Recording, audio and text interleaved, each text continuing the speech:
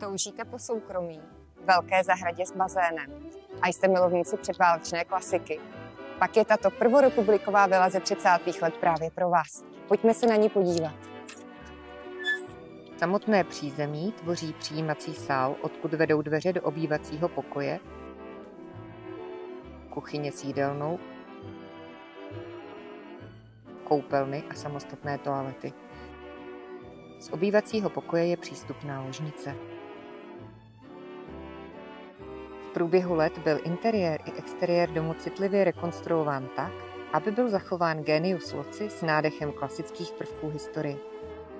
Akcent je též kladen na prosvětlenost všech místností. Půdorys a rozložení druhého nadzemního podlaží je identický s prvním a stejně tak velikost místností. Dominantou obou obývacích pokojů jsou okenní výklenky, vybízející k vytvoření relaxační zóny. Ovšem v teplejších měsících se jistě obyvatelé domu rádi přesunou na široký balkon, odkud je krásný výhled do okolí. Ve třetím patře také nalezneme 3 pokoje s kuchyňským koutem a s kruhovým balkónem s krásným výhledem do zahrady. Největším benefitem nemovitosti v této lokalitě je veliká zahrada se vzrostlými okrasnými dřevinami, bazénem a 2 altány, kde cítíme maximální soukromí. Na pozemku je též dvougaráž. Vila sama se nachází v centru města Roztoky a v docházkové vzdálenosti najdeme veškerou občanskou vybavenost.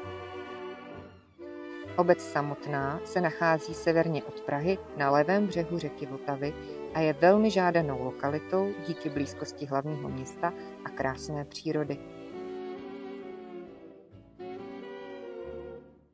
Z Roztok do centra Prahy trvá cesta kratší dobu než z některých částí Prahy. Vlakem ku příkladu pouhých 17 minut.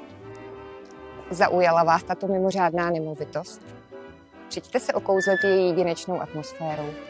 Ráda vás provedu. A nyní zavřete oči, odcházím.